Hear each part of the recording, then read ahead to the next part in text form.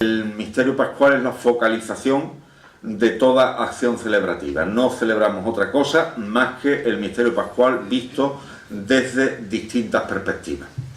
Todo ello lo hemos visto con los gestos que nos presentan nuestros obispos, los dos criterios fundamentales de una catequesis carismática. Anunciar el carisma es anunciar el misterio pascual, y mistagógica. La mistagogía no es otra cosa que esta introducción en el misterio pascual. Hoy lo vamos a hacer, digamos, casi una mistagogía práctica entre hoy y mañana sobre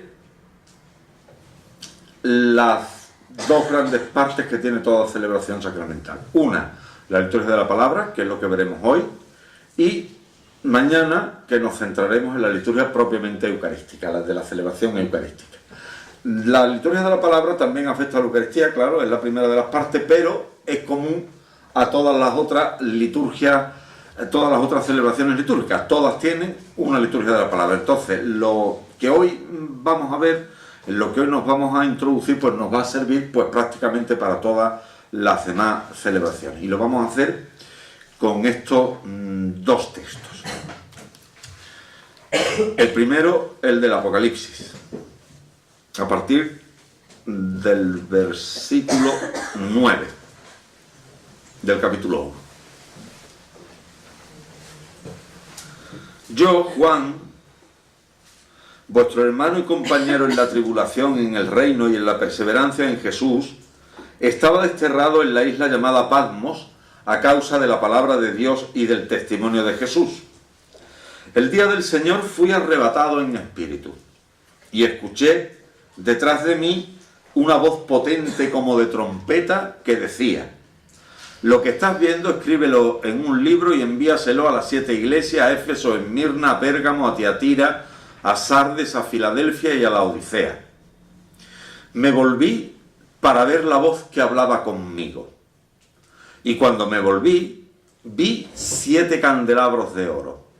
Y en medio de los candelabros, como un hijo de hombre vestido de una túnica talar y ceñido el pecho con un cinturón de oro. Su cabeza y sus cabellos eran blancos como la lana blanca, como la nieve, y sus ojos como llamas de fuego. Sus pies eran semejantes al bronce bruñido incandescente en el crisol, y su voz como rumor de muchas aguas. Tenía en su mano derecha 7 estrellas, y de su boca salía una espada aguda de doble filo. Su rostro era como el sol cuando brilla en su apogeo. Cuando lo vi, caí a sus pies como muerto, pero él puso su mano derecha sobre mí diciéndome: no temas, yo soy el primero y el último, el viviente. Estuve muerto, pero ya ves, vivo por los siglos de los siglos y tengo las llaves de la muerte y del abismo. Escribe pues lo que estás viendo, lo que es y lo que ha de suceder después de esto. En cuanto al misterio de las 7 estrellas que has visto en mi derecha y los 7 candelabros de oro, las 7 estrellas son los ángeles de las 7 iglesias, y los 7 candelabros que has visto son las 7 iglesias. Un texto raro, como todos los del Apocalipsis, porque están escritos justamente en el género literario llamado género apocalíptico, que no solo engloba este libro el último libro de la Biblia, sino que hay además algunos libros más del Antiguo Testamento y otros libros, otros textos apócrifos que también están circunscritos en el mismo género literario. Se caracteriza por utilizar esta literatura tan abundante de signos, que para nosotros muchos de ellos resultan, como no estemos muy imbuidos del espíritu de la Escritura, resultan incomprensible, pero que seguro que para sus lectores, para quienes estaba dirigido en primer lugar, pues les resultaba muy, muy familiar. Dicen los especialistas en Sagrada Escritura que este libro, el libro del Apocalipsis, es de hecho lo que ellos dicen un libro litúrgico porque transcurre en una especie de celebración de la Eucaristía prolongada. En realidad es un libro que está escrito para dar ánimos a las comunidades de Asia, a las que se dirige el libro, y a otras que están siendo perseguidas. Ya están recibiendo el martirio, y Juan, Juan Evangelista, que es el autor de este texto, pues les manda este libro para darles ánimo.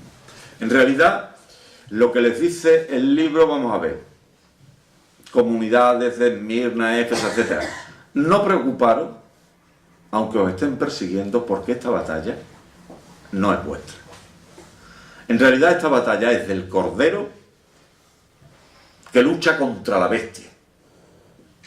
El Cordero aparecerá infinidad de veces en el libro del Apocalipsis, y la bestia aparece ya en el capítulo 12, apareció una señal en el cielo, una mujer vestida de sol, y luego apareció también un enorme dragón rojo con 7 cabezas y no sé cuántos cuernos, que es el que persigue a los cristianos. Y daos cuenta de que el Cordero vence al dragón. O sea que la guerra está ganada. No os preocupéis los que estáis ahora luchando, porque a pesar de que estáis muriendo, pues la batalla está vencida. Y además, en esta presentación ya se nos ha dicho algo. Dice, tengo las llaves de la muerte y del abismo. O sea, que aunque muráis, que caigáis en la muerte, yo tengo las llaves, voy a abrir y os voy a sacar de allí. Así que no preocuparos. Hay algunas cosas de este texto que son muy importantes que las tengamos en cuenta como introducción general. Yo haría, le haría estos textos y me gustaría que vosotros le hicierais conmigo algunas preguntas, tanto a este como al de Lucas, porque si es cierto que la liturgia es la continuación de la historia de la salvación, si es cierto que es la celebración del misterio pascual ahora vivo y presente entre nosotros, lo mínimo que nos tenemos que preguntar es cómo ocurre esto. Si buscáis por internet o si lo tenéis el libro, pues el texto que estábamos analizando de la Sacrosanctum Concilium, de la constitución del Concilio Vaticano II sobre la Sagrada Liturgia, el número 5 exponía la historia de la salvación en Cristo, el número 6, la salvación en Cristo se realiza en la Iglesia a través de la liturgia, y el 7 dice, para realizar una obra tan grande, pues claro, la pregunta es, bueno, ¿eso cómo se realiza de que la historia de la salvación esté ahora presente en las celebraciones? ¿Cómo es posible que el misterio pascual esté ahora presente actuante en las celebraciones? Pues para realizar una obra tan grande, Cristo está siempre presente en su Iglesia, sobre todo en la acción litúrgica. O sea, la fundamentación teológica de que eso sea así es la presencia de Cristo. Por eso surgen las preguntas. 1. Si Cristo ascendió al cielo a los 40 días de resucitar, ¿cómo es posible que ahora esté presente? Segundo, si está presente, ¿dónde encontramos nosotros a Cristo resucitado ahora? Porque comentábamos el lunes y el martes que la forma que escogió la Santísima Trinidad para comunicarse con el hombre y para además darle la salvación fue que la segunda persona coge un instrumento que es la humanidad para llegar al hombre. Luego dijimos que ese instrumento ahora es la liturgia, pero para que ese instrumento ahora sea válido tiene que estar Cristo presente. Entonces la pregunta que nos hacemos es esa. Ya hemos tenido una respuesta aquí, en el texto que acabamos de leer. Vamos a tratar de analizarla. ¿Dónde encontramos nosotros a Cristo presente? Pero antes del dónde, me gustaría contestar al cuándo. Hay una referencia temporal. Las referencias temporales en el Nuevo Testamento no están puestas de casualidad. Y que además a nosotros se nos pasa muy desapercibida porque quizás estamos demasiado acostumbrados a oírlo. Dice Juan que un día del Señor estaba desterrado en la isla de Patmos y un día del Señor fue arrebatado, escuchó una voz y se volvió para ver la voz que le hablaba. Un día del Señor. Esta, queridos amigos, es una expresión ya técnica de algo que nosotros conocemos con otro nombre y que estos días, precisamente, si estamos asistiendo a la Eucaristía y los domingos que vienen, la vamos a tener constantemente. Y que es muy importante. En los otros textos del Nuevo Testamento, para referirse a este día, siempre dicen el primer día de la semana. Porque no olvidemos que estamos en ámbito semítico, en ámbito judío. La semana de los judíos termina el Sabbat. Era su día de fiesta, era y sigue siendo. Al otro día era un día laborable, un día de trabajar. De hecho, el otro día del sábado no será festivo al menos hasta el siglo IV, cuando el cristianismo se convierte en religión oficial del Estado, del Imperio Romano. El día, pues, posterior al sábado, era el primer día de la semana. Fijaros que todavía los latinos lo contabilizaban así. El lunes es la feria segunda, luego el domingo era la primera. Entre los portugueses todavía se llama así. Se llama el lunes la feria segunda, también. Y el día, la feria primera, ha recibido varios nombres. Primero, cuando en medio del propio Imperio Romano recibieron los nombres de los planetas, el domingo era el día del sol, que entre los ingleses todavía se llama así, el Sunday. El lunes el día de la luna, el martes y así sucesivamente. Dicen los especialistas en la Sagrada Escritura que los escritos de San Juan están compuestos del revés a como están en la Biblia. Es decir, el primero que se compone sería el Apocalipsis, que es el último, luego vendrían las cartas y el último libro que Juan escribe es el Evangelio, que está en el orden Evangelio, carta y Apocalipsis, pues se escribieron en el contrario. Por eso esta referencia temporal aquí es absolutamente importante. Se le llama al primer día de la semana con el nombre técnico que ya le va a quedar para siempre. El Kiriaké Gemera. El día del Kyrios. Si os acordáis del final del Evangelio de San Mateo, Mateo 28, antes de la ascensión, les dice Jesús: se me ha dado pleno poder en el cielo y en la tierra. Id y haced discípulos de todos los pueblos, bautizándolos. Pues a este, que se le ha dado pleno poder en el cielo y en la tierra, el domingo es el día de este, del que resucitado se le ha dado el pleno poder sobre el cielo y sobre la tierra. El que hemos representado durante todo el primer milenio en el fondo del ábside de muchísimas catedrales y de muchísimas iglesias como el Pantocrátor, el que está por encima de todo, por encima incluso de los emperadores, de los reyes, etc. Es el Señor.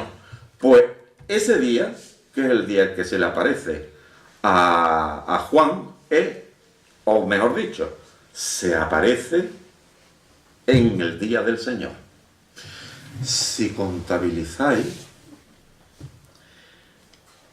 no sé si os dais cuenta que Jesucristo resucitado solo se aparece el domingo. No se aparece los martes ni los miércoles. Son el primer día de la semana. El primer día primero, el domingo de resurrección, se aparece unas pocas de veces. Ahora lo veremos. Luego a los 8 días. Luego a los 8 días. Luego a los 8 días. Luego a los 8, a los 8, a los 8, a los 8, a los 8, hasta el domingo pasado. Y a los 8 días el domingo que viene. Los cristianos nos reunimos de domingo en domingo, que es el día en que santificamos la fiesta, el día que como precepto tenemos asistir a la Eucaristía, porque es el día en que nosotros nos encontramos con Cristo resucitado. La respuesta a la pregunta ¿cuándo nos encontramos nosotros con Cristo resucitado? Los domingos.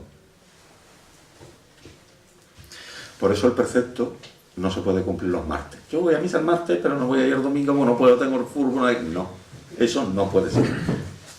Otra cosa es que por la celebración de la Eucaristía, que fue durante el siglo VII, VIII y IX en algunos sitios, la celebración de la Eucaristía se hizo también los demás días de la semana. Por esa razón, Cristo está presente los demás días. Pero el día suyo es el domingo.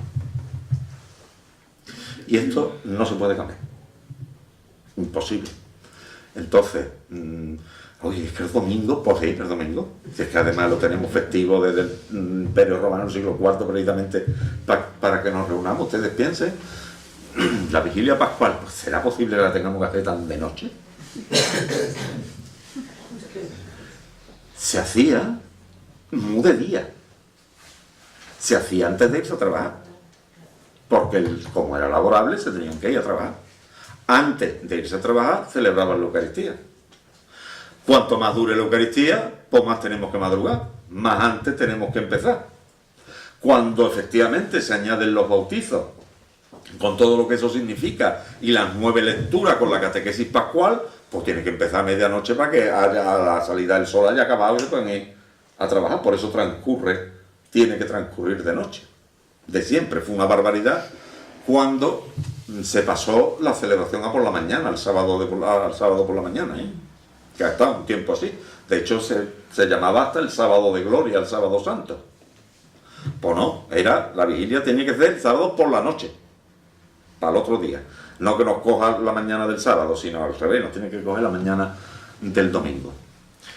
Que por desgracia eso que ocurrió está ocurriendo también en muchas cuestiones relacionadas con la Eucaristía, y que es un error que estamos cometiendo porque estamos neosabatizando el domingo. Por ejemplo,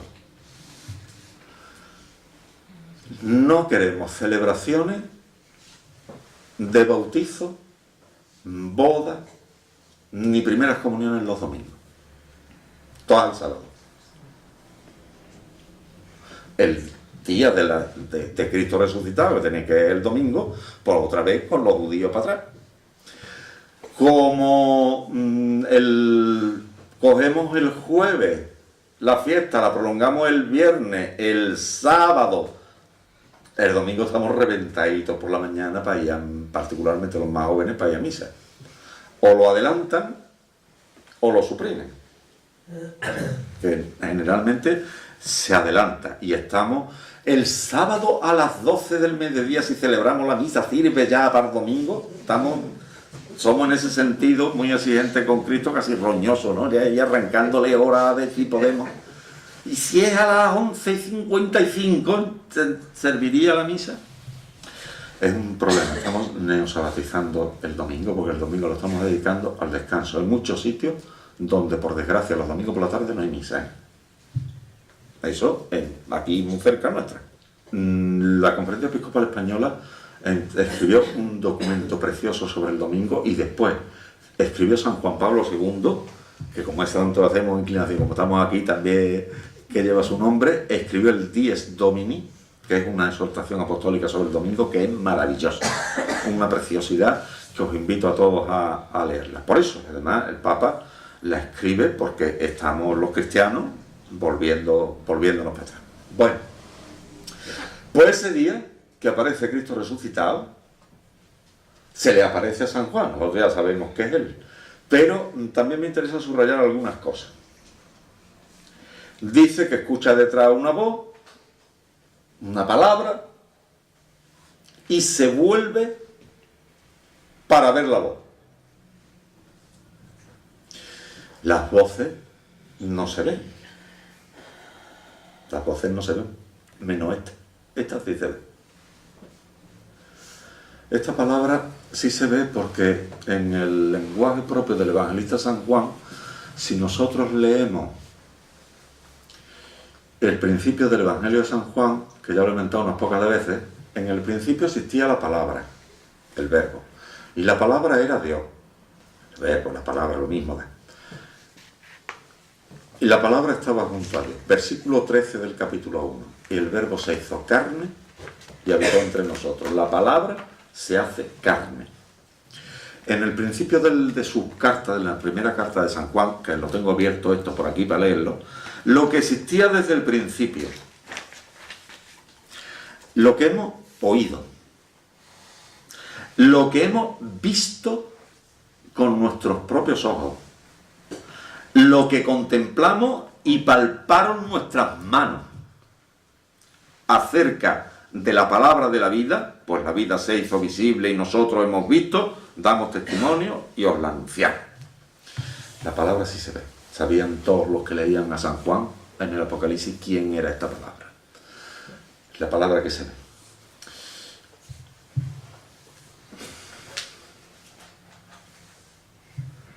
Fijaros, la Eucaristía, la primera parte, es palabra audible, la liturgia de la palabra, que nuestros hermanos, particularmente los luteranos, casi todos los protestantes, pero particularmente los luteranos, se han quedado casi solo con la palabra. Nosotros, en la segunda parte, pasamos a una palabra visible. En la hostia. En la hostia. Así, aquello que decía, que comentábamos, que nos decía San León Magno, el Papa San León, todo lo que estaba en la humanidad de Cristo ha pasado a los sacramentos. Y San Ambrosio de Milán, oh Cristo, te encuentro en tus sacramentos.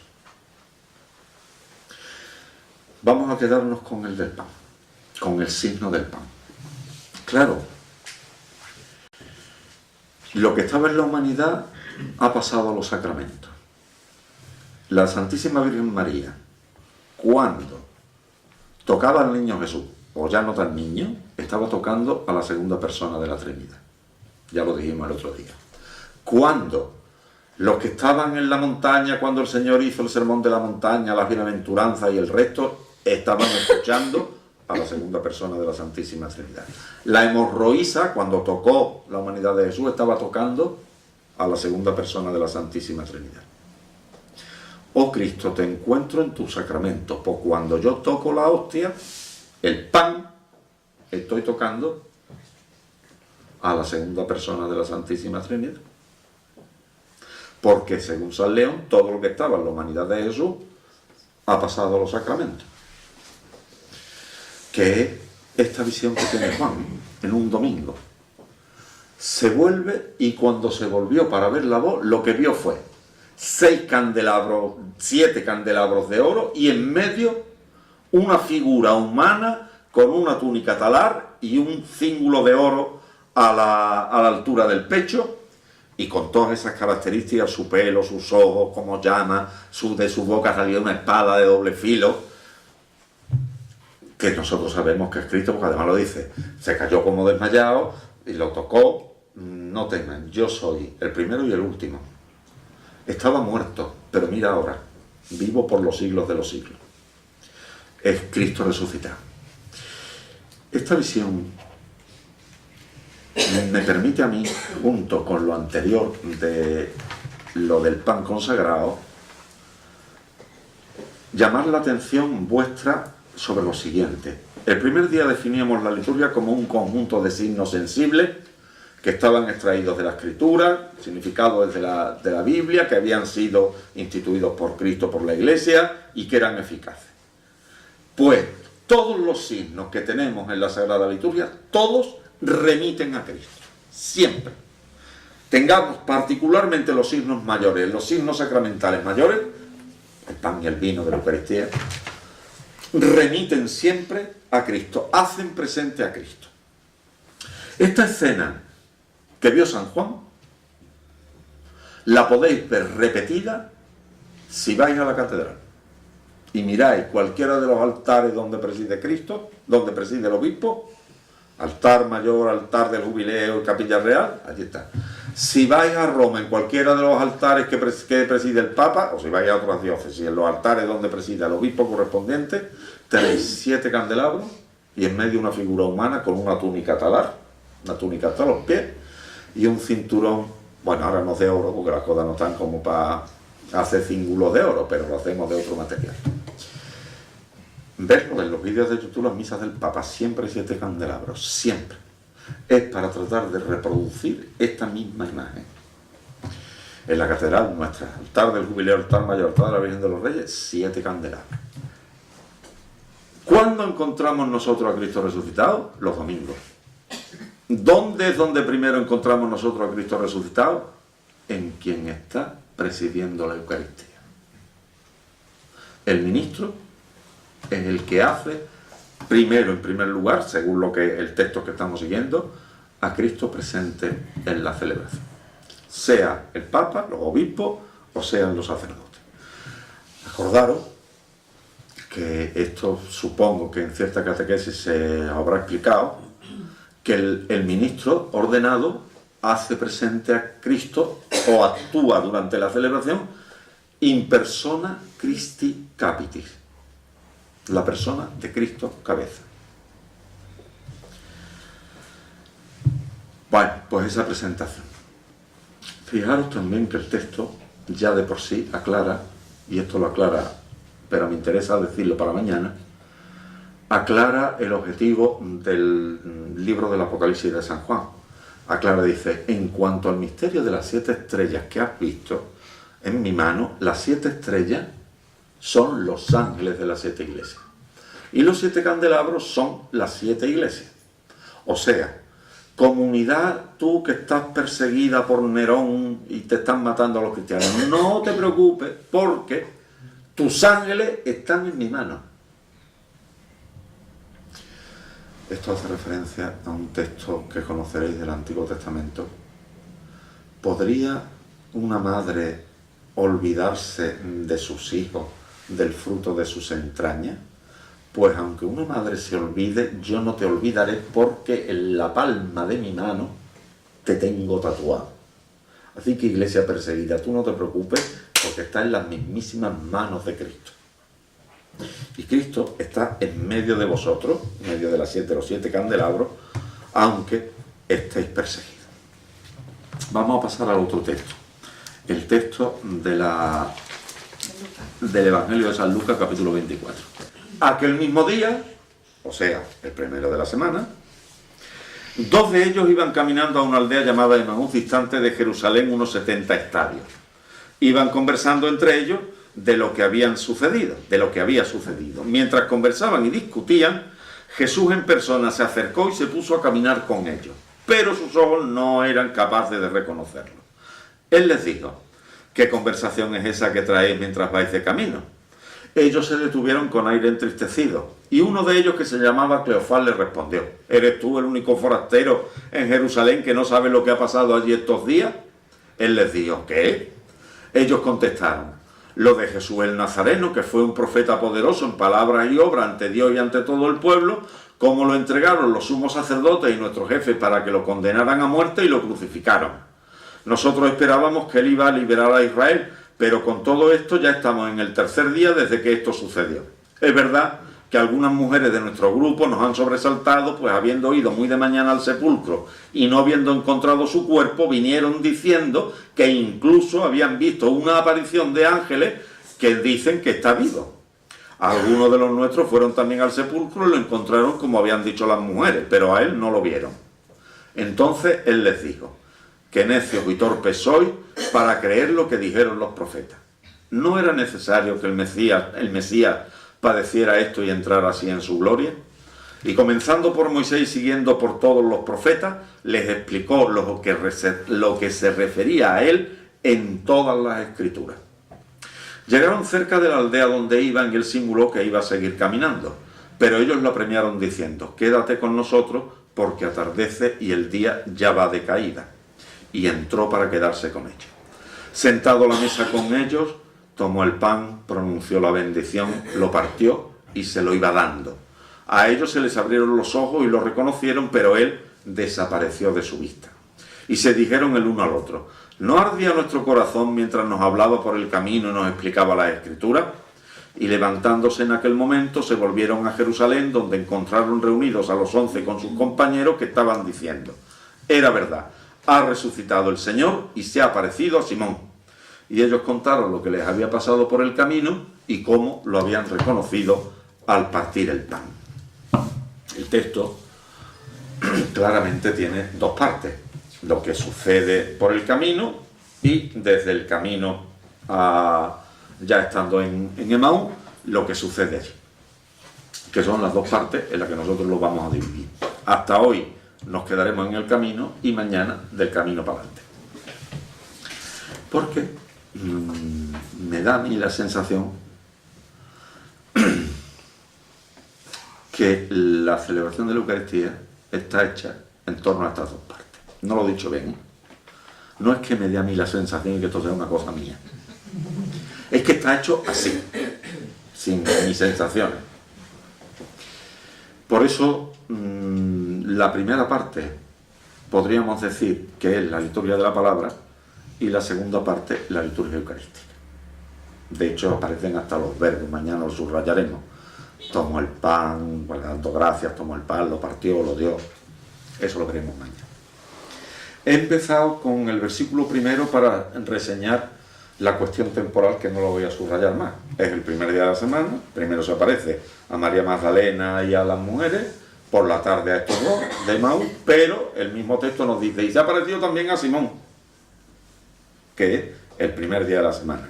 En San Juan encontramos el Kyriake Gemera, en latín, eso no lo he dicho, lo digo, Dominicus Die, que claro, si yo que soy de Argámita digo muchas veces seguida Dominicus Die, Dominicus Die, Dominicus Die, Dominicus Die, Dominicus Die, termino diciendo domingo, que es lo que hemos acabado diciendo. Domingo es Dominicus Die, la derivación del latín Dominicus Die.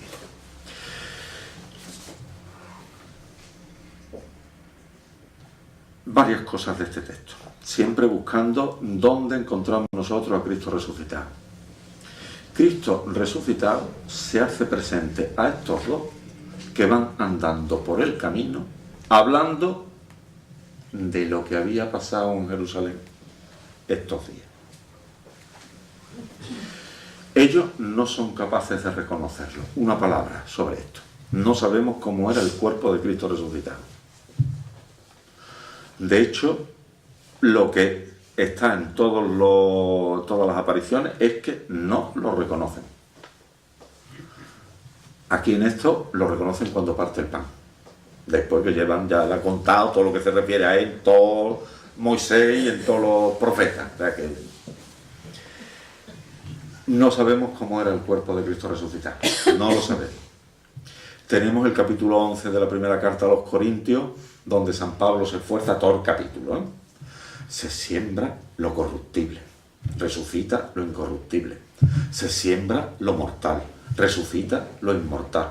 Todo el capítulo así. Al final dice uno, bueno, Pablo, ¿cómo son los cuerpos? Porque nos ha dicho muchas cosas, pero no nos ha dicho cómo son. No lo dice. Tratar además de imaginárselo es ciencia ficción, así que, en este caso, teología ficción. Que lo dejemos. Es curioso, la liturgia hispano-mozárabe, el día de Pascua presenta una oración que tiene una tradición que no tiene nadie, ni siquiera los evangelios, que Jesús resucitado, ¿a quién se apareció primero? A la Magdalena, según los textos del evangelio, pero no, se apareció a su madre. ¿A quién iba a aparecerse vecino? Si todos además habían huido menos su madre, que estaba allí al lado de la cruz. Y dice que su madre sí que reconoció el cuerpo de Jesús, porque al verlo dice, estos son los miembros que yo he parido. Y reconoció al hijo que ella misma había dado luz. Por eso lo reconoce. Es el único sitio donde está esa tradición, en el misal hispano-mozárabe. Que está en el único sitio que a mí me gusta mucho. ¿A quién iba a ir su hijo sino a su madre? Y su madre pues lo iba a reconocer como es natural. Claro que sí. Así que piadosa. Una tradición piadosa y muy bonita. Bueno, pues aparecen los discípulos de Emaús que van por el camino hablando de lo que había pasado en Jerusalén y ellos no lo reconocen. Jesús ya lo había prometido. Donde dos o más estén reunidos en mi nombre, allí estoy yo en medio de ellos. Pues si tenemos el domingo y tenemos en el ministro, tenemos también en los discípulos reunidos en su nombre. Ya tenemos el siguiente lugar. ¿Dónde encontramos nosotros a Cristo resucitado? Pues en los bautizados, confirmados y eucaristizados que están reunidos en su nombre. Miren ustedes, a mí me ordenó el obispo para hacer presente a Cristo cabeza en la asamblea litúrgica, para cuando presido la celebración, particularmente de la Eucaristía, que esté presente Cristo cabeza. Pues ustedes han sido bautizados y confirmados para, cuando celebramos los sacramentos, hacer presente a Cristo miembros. El día que se os bautizó, se os crismó la coronilla con una frase que termina diciendo: y que seas para siempre miembro de Cristo, sacerdote, profeta y rey. Según Santo Tomás, el carácter sacramental, el bautismo y la confirmación imprimen carácter, igual que el sacramento del orden, es justamente una habilitación para el culto, para que podamos. En Guillena, estando en Guillena de cura, y también me pasó en Alcalá de Guadaira, cuando termino de crismar a un chiquillo, me dice la abuela: hola, ¿y mi niño todo lo que es?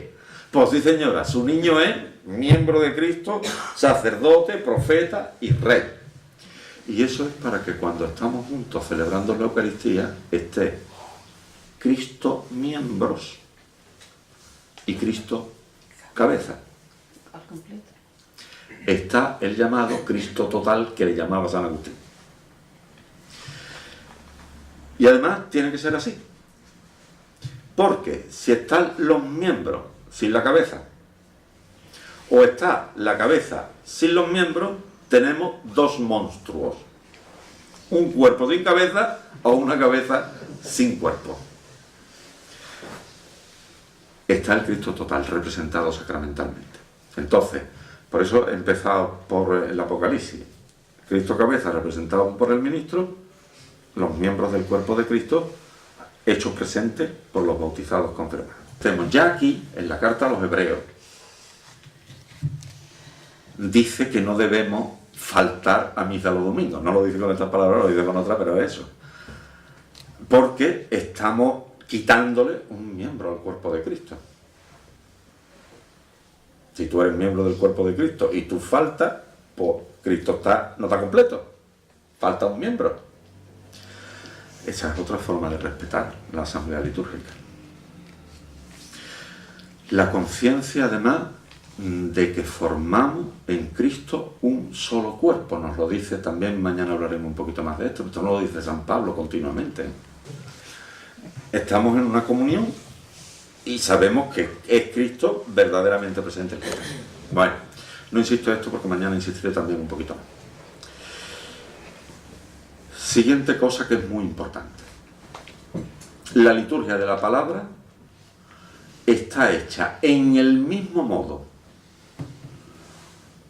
y además con la misma interpretación que hizo Cristo en este momento del encuentro con los demás. Fijaros, se acerca, ¿de qué estáis hablando? Pues de esto, de lo que ha pasado en Jerusalén estos días. ¿De qué? Pues será tú el único que no te has enterado. ¿Pero qué? Un diálogo. Un diálogo entre Cristo y los discípulos. Diálogo que se reproduce en la liturgia. La estructura fundamental de la liturgia de la palabra es una estructura dialógica, de diálogo. De diálogo entre Dios y nosotros. Primera lectura, Dios habla. Salmo responsorial, nosotros respondemos. Segunda lectura, Dios vuelve a hablar. Canto antes del Evangelio, sea la aleluya o lo que pongamos en Cuaresma. Nosotros respondemos. Evangelio y homilía, Cristo habla. Credo y prece, profesión de fe y oración de los fieles, nosotros respondemos. Siempre. Es un diálogo ritualizado, pero un diálogo. Ojo, que cuando En el número 7S de la Sacrosanctum Concilium, del Concilio Vaticano II, dice: cuando se lee en la Iglesia las Sagradas Escrituras, Cristo habla, Dios habla a su pueblo. Es el 7. Y el número 33 dice: cuando se leen los Evangelios en la Iglesia, Cristo sigue anunciando el Evangelio. El domingo en el ministro, en la asamblea, en su palabra. Lo primero, vamos a ver. Ustedes, gracias a Dios, me estáis prestando una atención soberbia. Y nada más que soy Luis. Y ustedes, por respeto y por lo que sea, me prestan atención. Pues si en la liturgia nos habla Dios, ¿qué atención tenemos nosotros que prestarle a Dios? ¿De qué forma tengo yo que escuchar esa palabra? Porque el que me está hablando, el que nos está hablando, es Dios. Y que tengamos además esta fe. Ojo, no es como si Dios me está hablando pero es mentira al final. No, no, no. Es Dios que me está realmente hablando. Le está hablando a su pueblo, le está hablando a su iglesia y a mí en su iglesia. Es una palabra que se dirige a la iglesia y a mí en ella. Nosotros no creemos en la libre interpretación de la Escritura, como los protestantes, que dicen, bueno, que esto que la Escritura que cada uno la interprete como le dé la gana. No. Pero nosotros sí creemos que Dios en la iglesia nos habla a cada uno de nosotros. Entonces, la atención y el respeto con que debemos escuchar la palabra de Dios. Que no es como el que está oyendo llover. Que muchas veces me da a mí la impresión, bueno, esta lectura, esta es la del Génesis, del sacrificio de Isaac, esa ya me la sé, otra. Parece que no atendemos lo suficiente a Dios que nos está hablando. Segundo, en el Evangelio es el mismo Cristo el que nos está hablando, ¿eh? Ya no es Dios Padre, ahora es Jesucristo. Y fijaros que la estructura ritual de ese momento hay un montón de signos, está rodeado de un montón de signos para que nos demos cuenta de que es Cristo quien nos está hablando. Hay más signos que durante la consagración. Más, ¿eh? El libro de los Evangelios se lleva en procesión. El libro de los Evangelios se deja sobre el altar. Cuando se va a proclamar, cantamos, aleluya, aleluya. Nos ponemos de pie. Es un ministro ordenado, tiene que ser el que proclame el Evangelio. O un diácono o un presbítero. Si no hay diácono, y si no hay ni presbítero ni diácono, el propio obispo, el que proclama el Evangelio. Un ministro ordenado. Se saluda. El Señor esté con vosotros. Se signa el libro. Hace una cruz al libro y nos signamos nosotros. Se lleva incienso y se llevan cirios. El libro se besa. Y el cura tiene que hacer una oración breve. Antes ha tenido que pedir la bendición al obispo, el diácono y el presbítero, o pedirle la bendición al altar para proclamar el Evangelio. Con el libro se da la bendición con él. Los obispos dan la bendición. Es decir, hay toda una serie de ritos en torno a la proclamación del Evangelio para que nos demos cuenta de que el que está hablando, el que está proclamando el Evangelio, es el propio Cristo. Señores, es que es exactamente igual que si estuviéramos en el Sermón de la Montaña y Cristo estuviera ahí, bienaventurados los pobres porque de ellos es el reino de los cielos. Y todo lo que sigue. Igual, exactamente igual. Con velos sacramentales, con signos sacramentales, igual que el que toca el pan, toca la segunda persona de la Trinidad, el que oye el Evangelio, exactamente igual que el que lo oyó en el Sermón de la Montaña, está oyendo a la segunda persona de la Trinidad. Con esa conciencia y con esa fe tenemos que escuchar la palabra de Dios. Insisto, Cristo está real y verdaderamente en el ministro, real y verdaderamente en la asamblea, real y verdaderamente en el Evangelio. Que oigamos la palabra con esta atención. No solo que la oigamos. Y con oírla, además, respecto de las otras lecturas, figúrense ustedes la responsabilidad del lector. El lector hace de Dios.